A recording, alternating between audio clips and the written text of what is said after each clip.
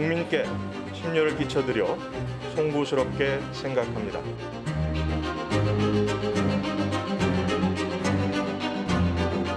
법을 지키지 않으면서 무리하게 경찰국을 이렇게 강행하고 설치하는 것은 저는 경찰 수사권에 개입하기 위한 것이 아닌가 이런 의심을 합니다.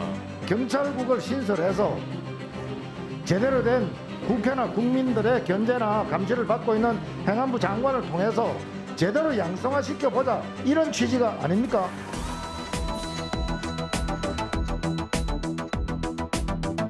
국민을 위해서 모였다고 하는데요. 정인이 사건 16개월 됐던 우리 정인이 경찰에서 3번 다 사건 뭉개서 결국 저렇게 됐습니다. 서장님들 중에 누구 하나 반성했습니까?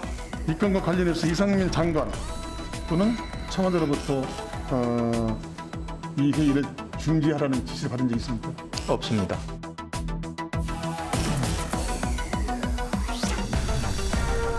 이분은 과거에 노동활동도 일부 했던 것 같은데 이 녹화 과정을 통해서 이 뿌락치 활동을 한 것으로 강력하게 의심이 되고 있습니다. 의원님 지적하신 그런 부분까지를 저희가 알고 고려하지는 않았습니다. 네, 여의도 사사건건 시간입니다. 자, 오늘은 장동혁 국민의힘 의원, 이수진 민주당 의원 이렇게 두 분과 함께하겠습니다. 자, 어서 오십시오. 안녕하세요. 안녕하세요. 이 거센 빗줄기를 뚫고 와주셔서 감사합니다. 네, 자, 저희가 월요일에는 출연하시는 분들에게 어떤 인물을 좀 주목하고 계시나 이렇게 여쭤보고 있는데 오늘 두 분을 한꺼번에 좀 공개하면서 시작할까요? 보겠습니다. 이재명 의원 그리고 네, 김수로 치안감이죠. 자, 먼저 왜 이재명 의원을 선택하셨는지 좀 여쭤보겠습니다. 민주당 1, 2차 경선에서 거의 75%에 가까운 압도적인 득표를 이재명 의원이 했습니다. 그리고 최고위원들도 대부분 친명계로 이제 지금 당선될 것으로 보여지고요. 또 당원들이 이제 당원 당규까지 개정해 가면서 이재명 의원을 지키자 이렇게 나서고 있습니다. 뭐 이 정도 되면 명주당, 뭐 이재명 의원이 주인인 당, 뭐 이렇게 얘기해야 될까요? 명주당. 예. 네. 뭐 그래서 그런 이재명 의원이 당대표가 된다면 결국은 당대표 리스크로 이어질 것이고, 그리고 건강한 야당으로서 혁신적이고 쇄신적인 모습을 바라던 국민들의 기대와는 멀어지는 게 아닌가, 이래서 이재명 의원을 꼽았습니다. 왜 대선 때 뭐 이나땡 이런 표현들이 있었는데 네. 지금 표정 보니까 굉장히 기대하고 계신 것 같아요. 어떤 말씀 좀 주시겠습니까? 네, 그 윤석열 정부 행안부 초대 경찰국장, 그 경찰 장악 핵심에 논란이 되고 있지 않습니까? 제가 선정한 인물이 김순호 초대 경찰국장인데요. 이분 학생운동 출신으로 그 예전에 그 인천 부천 노동자회란 조직의 부천 지역 책임자셨습니다. 그런데 그 이분이 그 조직 책임자였을 때 갑자기 그 1989년 4월에 갑자기 잠적했다가 그해 말에 경찰 그 경정 그 특채가 됩니다. 특채로 채용이 되는데 이 김 국장이 잠적해 있을 때 그때 이 인노회가 조직 사건으로 다수 핵심 그 분들이 구속이 되고 그리고 또 이적 단체로 몰리게 됩니다. 이 과정에서 김순호 씨 1년 선배인 최동 열사가 고문 후유증으로 고생하던 중에 분신 사망을 하게 되는 그런 일이 있었습니다. 당시에 김 국장이 이른바 경찰 끈앞풀 아니냐, 그 대가로 경찰 특채가 된 것이라는 의혹이 제기된 바가 있고요. 김순호 국장이 최근 이 사건에 대해서 골수 주사파로 더 이상 빠지지 않게 하기 위해서 경찰 찾아가게 된 것이다라고 이렇게 주장했는데 이 단체는 2020년 대법원으로부터 이적단체 아니다라고 판결까지 받았습니다. 그런데도 아직까지 지금까지 그 동료들을 그 매도하고 있는 모습이 굉장히 안타깝고요. 전 여러 정황상 김 국장이 당시 동료들 밀고 있을 가능성이 높지 않나. 그리고 이에 대해서 김순호 국장이 명확한 해명이 필요한 상황이다. 그리고 선배였던 최동 열사 영정에 가서 진실을 고해야 되고 그리고 경찰도 당시 무리한 수사에 대해서는 진심 어린 사죄를 해야 된다 이렇게 생각을 합니다. 오늘 야당에서는 논평 내고 치안본부 남영동 대공분실의 부활이다 이렇게까지 규정을 했더라고요. 이 문제에 대해서는 어떤 입장 좀 갖고 계십니까? 견광부회라고 생각을 합니다. 견강부회다. 네, 악의적인 프레임이다. 지금 인노에 관련해서 김순호 국장은 본인은 관련이 없다라고 이야기를 하고 있고 또 의원님도 말씀하셨지만 지금 그런 의혹 제기 단계입니다. 그리고 남영동 대공 분실에 대해서 김순호 국장이 근무했던 것도 아닙니다. 지금 홍승상 전 경감이 김순호 국장을 채용하는 데 있어서 관여한 것이 아니냐라고 하는 이야기를 하고 있는데 그것을 가지고 남영동 대공 분실을 소환해가지고 연결시킨다면 뭐 그런 논리라면 김순호 국장의 사돈의 팔촌하고 홍승삼 경감의 사돈의 팔촌이 친구라고 하면 그것도 연결해가지고 아마 남영동 대공 분실을 소환할 게 아닌가. 그런데 이렇게 남영동 대공 분실까지 소환하는 것은 저는 경찰 조직에 대한 모욕이고 폄훼가 아닌가. 경찰국장 한 사람이 어떤 사람이 온다라고 하는 것을 가지고 마치 경찰 조직이 지금도 지금 이 시점에서도 인권 침해를 마다하지 않을 것처럼 몰아가는 것은 경찰 조직을 너무 폄훼하는 것이다 그렇게 생각을 합니다. 경찰 조직에 대한 폄훼다 이렇게 규정하셨는데 네, 저는 그렇게 생각하지 않고요. 제가 오늘 원내대변인으로서 아침에 브리핑했습니다. 아까 말씀드린 바처럼 김순호 경찰국장 그 공채한 사람이 1987년 박종철 고문치사 사건에 그 당시 그 내무부 치안본부 대공분실의 홍승산 전 경감인 것으로 밝혀졌습니다. 공채한 사람이. 그리고 이번 경찰국 신설이 30년 전 내무부 치안본부 부활이 아니냐는 지적이 있는데요. 저는 많은 국민들께서 박종철 열사 고문치사 사건을 기억하고 계시고 남영동 그 대공분실이 그 사건이 일어났다는 것을 분명하게 기억하고 있습니다.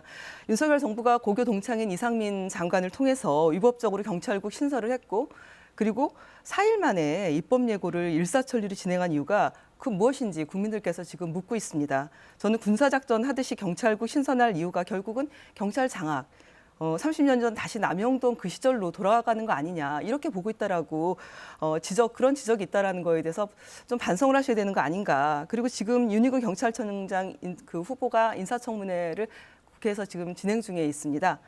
윤희근 경찰청장 후보도 경찰청장 자리를 위해서 혹여라도 역사를 그 경찰 민주화의 역사를 되돌리지 않는지 또 동료 경찰들을 배신하는 그런 모습을 보이는 건 아닌지 그리고 또 정권에 충실한 그런 역할만 하겠다 이런 모습을 보이는 건 아닌지 그런 모습들을 계속 보이는 것 같아서 국민들도 그렇고 굉장히 안타깝게 생각하고 있습니다. 그러니까 야당에서는 결국엔 그거잖아요. 경찰 장악이다.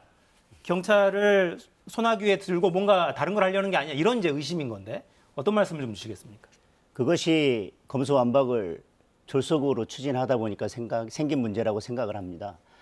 사실 검찰개혁의 핵심은 수사권을 가진 검찰을 정치 권력으로부터 독립시키는 것이었는데 그 권력을 수사기관에 경찰에 넘겨주는 것 외에 그러한 수사권의 독립을 위해서 어떠한 장치도 마련하지 않고 지금 검수완박을 시행을 해놨습니다.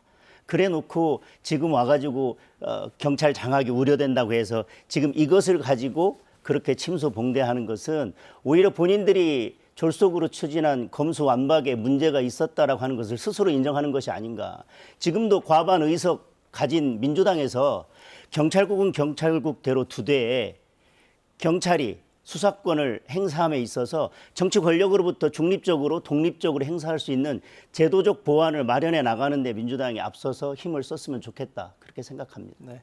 자, 그러니까 의도와 목적 이것도 논란인데 중요한 거는 적법성이기도 하죠. 법적인 정당성, 절차적인 문제가 없게 추진을 해야 되니까. 근데 오늘 국회 입법조사처에서 내놓은 이 회보서를 보면 이런 답변들이 있어요. 국회 입법조사관들은 이렇게 판단했습니다. 행안부 장관은 치안사무를 관장할 수 없고 그러니까 상위법에 위반된다는 거죠. 한마디로. 경찰청장을 통할할 위치가 아니다라고 판단했고 경찰국 신설 문제는 경찰위원회를 거치지 않았기 때문에 현행법 위반이다 이런 판단을 내놓았어요. 입법조사처의 이 결론에 대해서는 어떤 입장이세요? 우선 법령에 대해서 국가기관 중에서 공식적으로 법령 해석 권한을, 유권 해석 권한을 가진 것은 법제처입니다. 법제처에서 이미 지난 7월 27일 날 경찰국 신설이 법적으로 아무런 문제가 없다고 결론을 냈고요. 행안부 장관이 치안에 대한 업무를 소관상으로 가지고 있지 않기 때문에 문제가 있다라고 하는 것은 그것은 법령을 너무 형식적으로 해석한 것이 아닌가. 정부조직법 34조 5항에 보면 치안에 관한 사무를 관장하기 위해서 행안부 장관 소속으로 경찰청을 둔다고 되어 있습니다. 그리고 제34조는 행안부에 관한 법률 조항입니다. 그러면 치안에 관한 사무를 담당하기 위해서 행안부 장관 소속으로 경찰청을 둔다는 것은 결국은 행안부 장관이 치안에 관해서도 사건 개개에 대해서 통제하거나 지휘할 수는 없다 하더라도 치안 행정 일반에 관한 지휘 감독은 할 수 있다. 더군다나 중앙행정기관은 경찰청만 하더라도 치안에 관한 사무 외에 그에 부수해서 인사나 행정이나 조직에 관한 업무가 있습니다. 이와 관련해서 행안부 장관이 관여할 수 있도록 되어 있는 법률 조항들이 여러 개가 있습니다. 그 업무로 이 수사 업무가 아니라 나머지 일반 행정 업무에 관한 지휘 감독권을 행사하기 위해서 경찰국을 둔다고 하는데 왜 자꾸 치안 업무 특히 수사에 관한 그리고 수사권을 장악해서 경찰을 장악하려고 한다라고 표현하는지 저는 이해할 수가 없습니다. 네, 그 윤석열 정부가 경찰국 신설이 위법하다라는 지적은 저희 더불어민주당뿐만 아니라 여러 법률 전문가들도 그동안 지적해왔던 문제고요. 그리고 국회에서 그 입법조사처 조사 결과도 이와 같은 내용입니다. 윤석열 정부만 경찰국 신설이 적법하다라고 계속 주장을 하고 계시는데 억지 주장은 이제 그만하시고 그 경찰을 정권을 위한 경찰이 아니라 국민을 위한 경찰로 되돌려 놔야 될 시점이다. 덧붙여서 얼마 전에 법제처에서 국회에 자료를 제출하면서 경찰위원회가 기속력 있는 합의체 행정기관이라는 내용을 삭제해서 제출해서 매우 논란이 됐습니다. 법제처가 법리에 대한 해석을 정권 입맛대로 이렇게 내놓는 것은 상당히 문제라고 생각을 하고요. 법제처가 아니라 이것은 정권의 위법 세탁소다. 저는 그렇게 보여집니다. 그런 역할을 함으로 인해서 국민들의 실망은 더 커진다. 검찰, 국정원, 경찰, 감사원까지 이 윤석열 정부가 장악해서 도대체 무엇을 만들려고 하는 건지, 무엇을 원하는 건지 상당히 그 미심쩍은 눈초리로 국민들께서 바라보고 계시다는 것을 명심하길 바란다는 생각입니다. 국가경찰위원회가 합의제 의결기관인지 여부를 떠나서 경찰위원회가 어떤 것을 심의 의결하는지에 대해서는 법률 조항에 추상적으로 일반적으로 규정되어 있습니다. 따라서 모든 사항에 대해서 다 경찰위원회의 심의 의결을 거쳐야 하는 것도 아니기 때문에 이것이 경찰위원회 심의 의결을 거치지 않은 것이 적절하냐 여부를 떠나서 위법하다라고까지 보는 것은 법을 지나치게 형식적으로 해석한 것이다 이렇게 생각합니다. 네, 오늘 입법조사처 자문위원 중에 일부 위원이 그런 의견을 내놓기도 했어요. 30년 동안 경찰이 상정된 안건이 2,500여 건밖에 안 된답니다. 그러니까 모든 관련 사무를 다 여기서 결정해온 건 아니라는 네. 취지이긴 하고요. 이런 주장은 모든 사무를 결정 안 했다 하더라도 중요한 사무는 이 경찰위원회에서 결정해야 되는 거 아니겠습니까? 국가경찰위원회가 만들어진 이유가 무엇이겠습니까? 행안부에 치안 사무를 없애고 31년 만에 다시 부활하게 됐는데 이것은 결국 국민들께서 경찰이 민주화가 돼야 된다. 그런 것들 권력의 하수인이 되면 안 된다라는 생각들을 결국 지난 31년간 법에다 담았던 겁니다. 전 이걸 명심했으면 좋겠습니다. 자, 그래서 민주당은 어떻게 해야 된다고 보고 계신 거예요? 김순호 경찰국장은 일단 자격이 없다고 보십니까? 아니면 경찰국 자체가 일단 불법이기 때문에 이걸 밀어붙인 행안부 장관도 탄핵을 구체적으로 추진하시는 방향으로 정리가 되나요, 이제? 행안부 장관도 당연히 문제가 되죠. 행안부 장관과 관련해서는 저희도 법적 조치라든지 이후 필요한 것들을 국회에서 지금 논의 중에 있습니다. 네. 구체적으로 탄핵을 할지 해임 건의안을 제출할지 이 여부는 결정된 상황은 아니고요. 네, 아직까지 결정은 안 됐습니다. 근데 민주당 국회 안에서도 계속 따질 계획인데 대응은 어떻게 하십니까, 그럼? 지금 경찰국에 대해서 자꾸 법적 근거가 없다라고 위법이다라고 하는 말씀은 그러면 결국은 일반 행정 분야에 관해서도 어떠한 지휘 감독도 받지 않는 행정기관이 대한민국에 존재하게 됩니다. 그게 바로 경찰청입니다. 자꾸 지금 일반 행정에 대한 업무 보조나 지원이나 지휘 감독을 위해서 경찰국을 두는 것에 대해서 문제를 제기할 것이 아니라 조금 전에도 말씀드렸지만 어떻게 경찰이 수사권을 행사함에 있어서 정치 권력으로부터 중립적으로 독립해서 행사할 수 있는지에 대해서 민주당에서 그런 부분에 대한 제도적 보완을 하는 데 힘을 기울였으면 좋겠다는 게 제 생각입니다. 그래서 저희가 수계분리 관련해서 중수청 설치하자라고 법안을 제안을 드렸는데 권성동 원내대표께서 합의안을 파기하지 않으셨습니까? 그 안에 경찰의 권력 비대화를 해결할 수 있는 방법을 담았었습니다. 네, 여기까지 하겠습니다. 거슬러 올라가다 보면 끝이 없어서요. 네. 자, 주제를 좀 바꾸죠. 윤석열 대통령 오늘 휴가 뒤에 첫 출근했죠? 여러모로 오늘 출근길 발언 시선이 쏠렸었는데요. 자, 직접 들어보시겠습니다.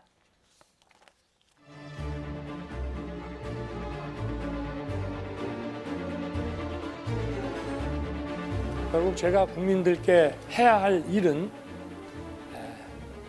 국민들의 뜻을 세심하게 살피고 늘 초심을 지키면서 국민의 뜻을 잘 받드는 것이다.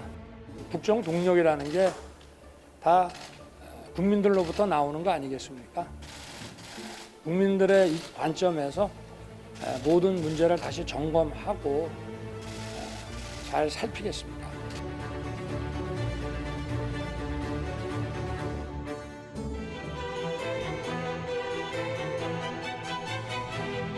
인사 검증을 부실하게 하고 또 실제 추천을 강행하고 임명까지 강행한 사람이 과연 누구입니까? 이런 장관 전 정권에서 본 적이 있냐라고 표현을 썼던가요? 그러니까 대통령 인식이 이 상황을 만들어낸 것입니다.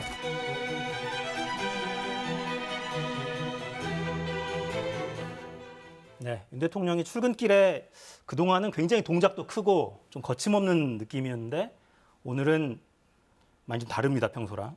자, 인적 쇄신에도 좀 부정적이다 이런 기사들이 그동안 지난주까지는 나오다가 오늘은 약간 여지를 좀 열어둔 것 같은 느낌이 있어요. 그러니까 조간에는 박순애 사회부총리 사퇴할 거다 이런 기사가 구체적으로 나왔고 여권 안에서는 어떻게 좀 보고 계세요, 지금 상황을? 여권 안에서는 뭐 청와대 인적 쇄신까지 또 이야기하는 분들이 계시긴 합니다. 네. 근데 오늘 대통령의 발언을 본다면 거기까지 포함된 것으로 보여지지는 않고 박순애 장관에 대해서만 놓고 본다면 필요하다면 그 부분에 대한 인적 쇄신은 가능하지 않겠냐, 그런 취지가 섞여 있지 않나 그렇게 생각합니다. 의원님은 어떻게 생각하십니까? 대통령실도 비서실장이나 정무수석 같은 경우는 좀 책임이 무겁지 않느냐 이런 지적이 여권에서도 나오던데요. 저는 개인적으로 필요하다면 뭐 완전한 대폭 인적 쇄신은 아니라 작은 폭에서라도 청와대 인적 쇄신은 필요하다라는 게 제 개인적인 생각이긴 합니다만은 네. 지금 100일도 안 된 상황에서 인적 쇄신만을 이야기하는 것보다 오늘 대통령께서 말씀하신 발언에 답이 있다고 생각을 합니다. 지금까지 지지율이 낮아지고 국민들의 지지를 얻지 못했던 것들은 국민의 눈높이에 맞지 않고 국민의 뜻이 뭔지를 잘 파악하지 못했었기 때문인데 초심으로 돌아가서 다시 국민의 뜻이 뭔지를 다시 파악하고 국민의 뜻을 잘 살피도록 노력하겠다. 만약에 그 국민의 뜻 속에 청와대 인적 쇄신도 필요하다면 그 부분도 잘 살펴야 될 필요가 있다 생각합니다. 야권에서는 보면 구체적으로 거명해 가면서 이렇게 이야기를 하시던데 의원님 보시기에 이 정도는 해야 좀 국민들이 성의를 보인다고 판단하지 않겠냐 말씀해 주신다면. 오늘 윤석열 대통령 휴가 마치고 첫날 업무 복귀 첫날 이제 도어 스태핑에서 어떤 말씀하실지 굉장히 궁금했어요. 네. 굉장히 궁금했는데 생각보다 아직까지 문제에 대한 그 인식이 안일하시다. 이제 이런 생각이 들고요. 언론적인 수준의 발언만 있어서 사실 조금 실망을 했습니다. 저희 같은 경우는 구체적으로 현재 이제 박순애 장관 경질은 현재 국민들 정서상 이거는 뭐 기본적인 기초적인 그런 어떤 인적 쇄신의 그냥 최소한의 조치다 이렇게 보고 있고요. 아침 발언에서 전면적인 인적 쇄신이나 근본적 국정 운영 기조 전환에 대해서는 의지를 찾기가 어려웠거든요.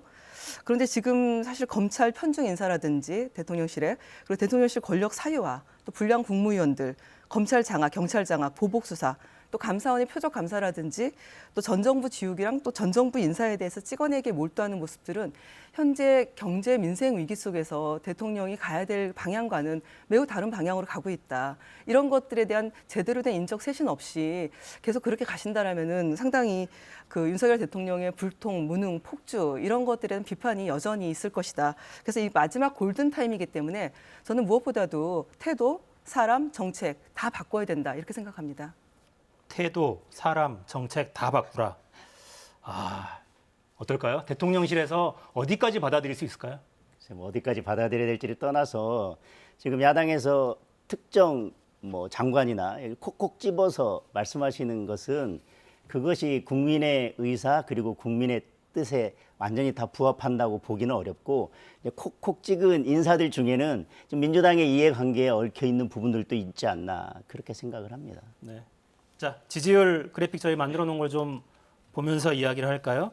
오늘 2개 조사기관에서 국정수행평가 결과가 나왔는데 한국사회여론조사연구소 KSOI는 부정평가가 70%를 넘었습니다.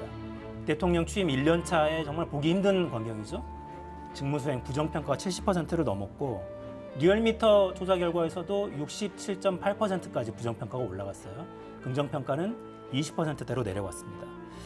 이거를 이제 리얼미터는 4가지로 물어봅니다. 잘함, 아주 잘함, 못함, 매우 못함 이렇게 네 가지로 응답해달라고 요청을 드리는데 매우 못함이라고 대답한 것만 저희가 뽑아서 따로 그래픽을 제작을 했는데 이렇게 나와요.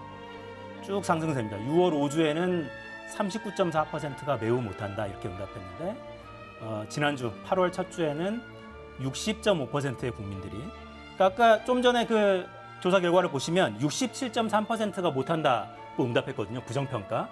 근데 그중에 60.5% 거의 대부분은 그냥 못하는 게 아니라 매우 못한다 이렇게 평가를 했어요. 돌파구는 어디서 찾았으면 좋겠다고 판단하고 계세요? 돌파구는 왜 지지율이 저렇게 떨어지고 있는지에 대한 것들을 종합적으로 다 살펴서 그에 대한 하나하나의 대책을 마련해 가야 된다고 생각합니다. 그중에 폭은 어떻게 결정할지 모르겠지만 아까 말씀하셨던 인적 쇄신의 문제도 있을 것이고 야당에서도 지금 줄기차게 요구하고 있습니다만은 특별감찰관을 임명하는 것도 또 하나의 방법이 될 것이다. 그리고 건강한 건전한 당정 관계를 새롭게 정립해 가는 것도 필요하다고 보여지고요.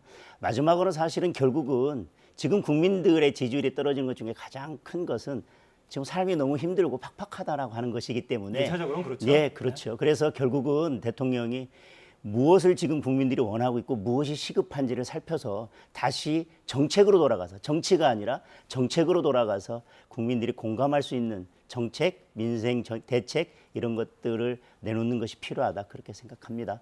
네, 대통령 국정 운영 그 지지율 30% 정도는 돼야지 이게 그 동력이 될 텐데 그 밑으로 떨어졌다 하면 이거 상당한 문제거든요.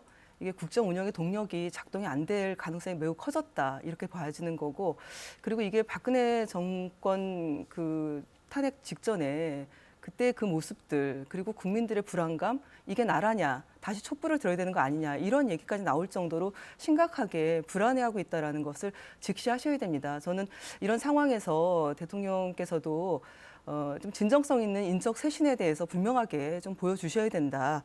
그리고 또 국정 운영에 대해서도 기조를 전면적으로 좀 수정하셔야 되고 또 진솔하게 이 힘들고 어려운 상황에 국민들의 눈높이에 체감하지 못한 부분에 대한 진정성 어린 사과 이런 것들을 좀 지금 타이밍에 보여주지 않는다라면은 이 지지율에 대해서는 아마 좀 더 어려워지지 않겠나 좀 그렇게 보고 있습니다. 네. 잘 됐으면 좋겠어요. 네. 곧 추석도 다가오고 물가 이야기 또 분명히 나올 겁니다. 그래서 그렇죠. 대통령실에서 나오는 메시지들 주로 민생, 구체적인 국민들의 삶에 좀 다가가는 방향으로 그런 메시지가 좀 많이 나왔으면 좋겠어요. 자, 주제 좀 바꾸죠. 여야 상황 좀 살펴볼까요? 영상부터 보고 이어가겠습니다.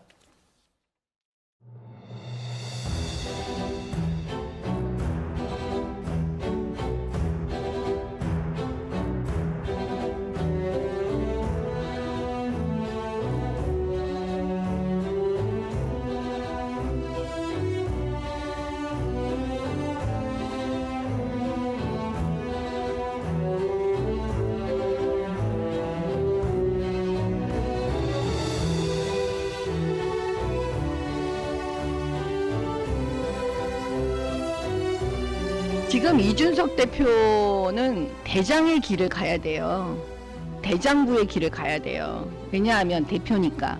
여기서 대표가 조금 더 나가면 당이 더 혼란스러워지는 거, 위험해지는 거거든요. 그러면 이 지점에서 대표가 멈춰야 되는 거지 지금 법적인 이런 얘기를 할 저기는 아니죠.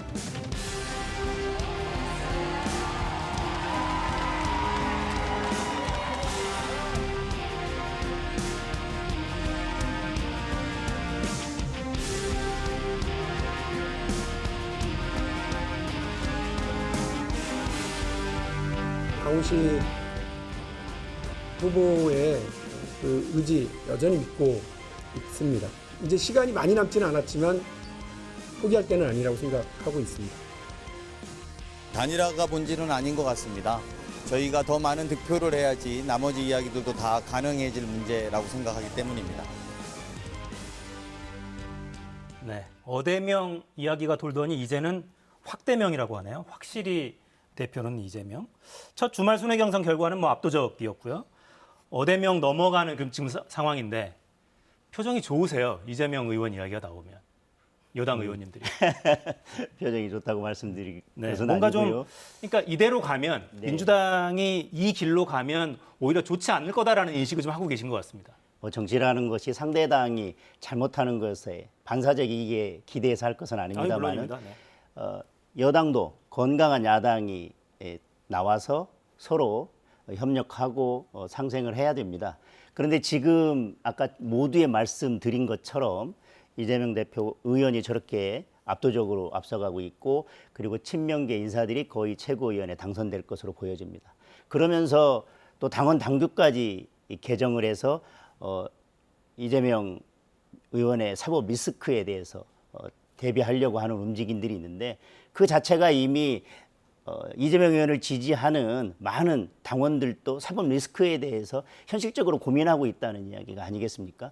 그렇다면 결국은 이재명 의원이 당대표가 된다면 그 리스크가 사법 리스크가 당의 리스크가 될 것이고 결국은 건강한 야당의 탄생을 바라는 국민들의 전체적인 리스크로 될 것이다. 또 하나는 오늘 노룩 악수가 또 문제가 됐습니다. 그것은 이재명 후보를 줄기차게 이제 공격했던 박용진 후보에 대한 어쨌든 사적인 감정의 표현이 아닌가. 그런데 그것이 문제가 되는 것은 그런 장면이 앞으로 이재명 의원이 대표가 된다면 그것이 당내에서의 갈등이 표면화되는 것을 단적으로 보여주는 것이 아닌가 그런 우려가 있습니다. 네. 노루각수는 아마 조금 전에 사진으로 나갔는데 박용진 의원이 연설을 마치고 내려와서 앉아있던 후보들 관계자들에게 악수를 청하는데 이재명 의원이 뭘 보고 있었는지는 모르겠는데 왼손에 들고 있는 스마트폰을 보면서 손만 내밀어서 악수하는 장면,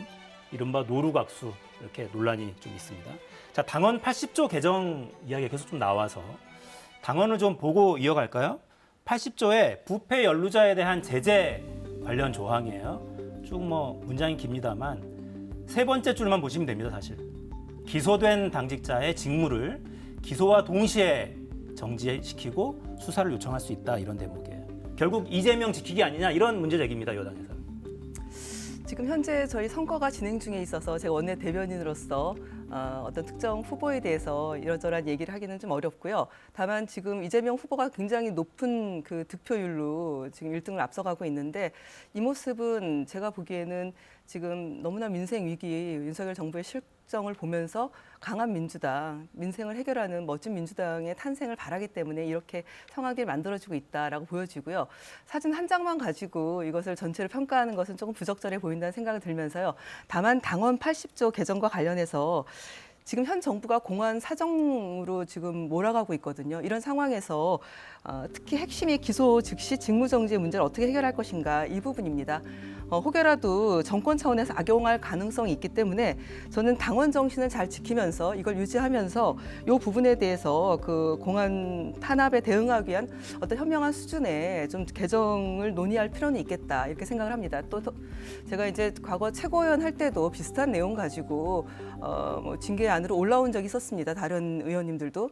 그럴 때마다 같은 내용들에 대해서 논의가 좀 필요했었기 때문에 지금 이게 특별히 이재명 후보를 위한 것이 아니라 과거부터 얘기가 됐던 부분들에 대해서 한 번 더 짚고 넘어가야 될 그런 필요성이 있다라고 보여집니다. 근데 이게 꼭 시기가 이래서만 공교로운 게 아니라 사실 당헌 저기에 보면 부칙으로 이런 조항이 있지 않아요? 그럼에도 불구하고 필요하다면 윤리위에서 논의할 수 있다, 이런 규정이 제가 있는 걸로 알고 있어서, 그러니까 이런 부칙 조항이 있는데도 불구하고 이 규정 자체를 바꿔야 한다는 주장이 하필 이 시기에 나오니까 여러 해석들을 낳는 거 아니겠습니까? 아무래도 당원 당규 개정은 전당대회 때 항상 나오는 거라서 이게 전당대회 때 개정할 수 있는 거다 보니까 좀 그런 이제 불필요한 오해도 있는 것 같습니다. 네.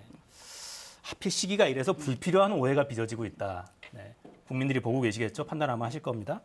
사실 이제 인물을 이재명 의원을 꼽아 오셔서 이 얘기를 먼저 했는데 더 큰 관심은 내일 아니겠어요? 내일 이제 국민의힘 전국위원회가 어떤 결론을 내릴 것인가. 비대위원장은 주호영 의원으로 가닥이 잡혀간다, 이런 분석 기사들 많이 나오던데 그렇게 보고 계십니까? 그간의 경험이나 여러 가지 능력으로 봤을 때 당내에서는 주호영 의원 쪽으로 분위기가 잡혀가고 있는 건 맞는 것 같습니다. 네. 비대위로 전환하는 흐름은 돌이킬 수 없다고 보시고 이미. 저는 지금 상황에서는 비대위로 전환하는 것은 돌이킬 수 없는 흐름이라고 생각을 합니다. 근데 문제는 이준석 대표가 가만히 그냥 있을 수는 없는 거 아닙니까? 저는 뭐 정치의 문제는 정치로 풀었으면 좋겠다는 게 제 생각인데 네. 지금 오히려 논란이 되고 있고 이게 가처분이 받아들일 거냐 말 거냐 논란이 있다는 것 자체가 당원 당규가 명백하게 지금 절차가 잘못됐다든지 비상 상황이 아니라고 규정되어 있지 않다는 것이고 논란의 여지가 있고 해석의 여지가 있다는 것입니다. 당원 당규가 법률처럼 모든 것을 완벽하게 다 규정할 수 없다면 그러면 당이라고 하는 것은 그렇게 당에 문제가 있고 위기 상황에서 당원 당규가 명백하지 않고 명확하지 않다면 당원들의 총의를 모아서 그 위기 상황을 극복해 나가고 해소해 나가는 데 집중을 해야지 그 문제를 법의 문제로 끌고 가서 해결하려고 하는 것은 바람직하지 않다 그렇게 생각합니다. 그러니까 정치적인 논란, 논쟁은 정치로 풀어야 하는데 근데 이미 사실 그 단계를 넘어간 것 같단 말이죠. 이준석 대표는 이미 가처분 신청 낼 거라고 공언하고 있고 오늘은 국바세, 국민의힘 바로 세우기 당원 모임인데 여기도 네. 모임을 갖고 사실상 법률적인 절차에 들어갈 가능성이 높아진 것 같아요.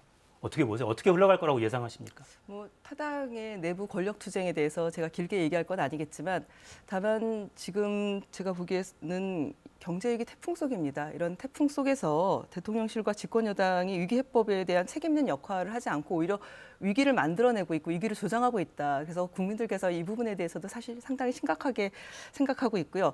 무엇보다 대통령이 분명하게 당무에 개입하지 않겠다라고 얘기했었습니다. 그럼에도 불구하고 뭐 그 문자 메시지, 내부 총질한 문자 메시지 그리고 비대위 전환 의견 제시했다라는 것이 확인됐어요. 이게 그 내부에서 나온 얘기 아니겠습니까? 이게 대통령 의중대로 국민의힘이 비대위로 전환된 거 아니냐, 전환되고 그 길로 가고 있다 이렇게 보여지는 모습들이 결국 또 이거 대통령 거짓말한 거 아닙니까? 이런 모습까지 바로 연결이 됩니다. 그래서 저는 이제 대통령께서는 당 권력 싸움에선 손을 떼시고 그리고 국정에 집중하고 또 국민의힘은 내부 권력 다툼이 아니라 좀 민생 경제 안정을 위해서 노력해야 되는데 이 얘기를 드리는 이유는 아까 말씀하셨지만 이 여야가 파트너가 돼서 이 민생 위기를 함께 헤쳐나가야 되는데 여당이 잘해야지 되거든요. 저희는 그래서 그런 것들 좀 기대하면서 좀 잘 마무리를 지으셨으면 좋겠습니다.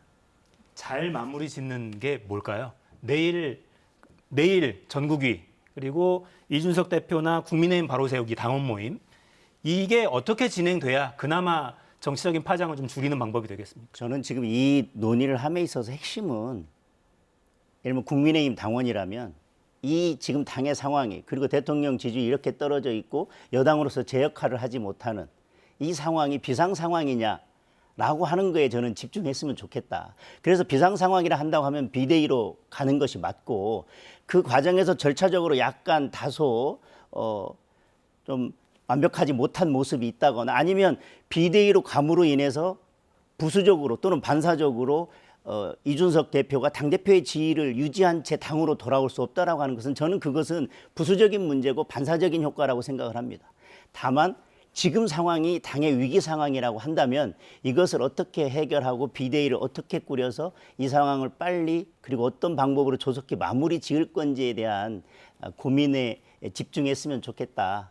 그렇게 생각합니다. 그러니까 이게 참 구구한 해석의 문제라서 네. 이번 주 들어서는 확실히 비상 상황은 맞긴 맞는 것 같아요.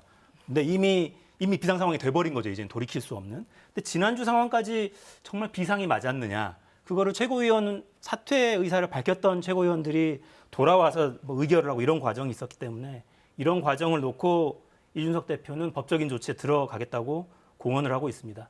내일이 운명의 날이에요. 내일 이야기를 더 해야 되겠습니다. 지금 속보가 들어왔는데 하나만 전해드리고 마치죠.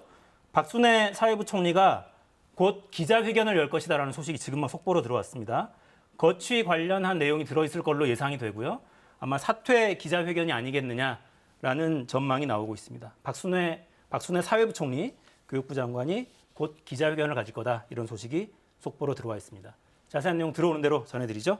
자, 여의도 코너 마치겠습니다. 이수진, 장동혁 의원이었습니다. 고맙습니다. 네, 고맙습니다. 고맙습니다.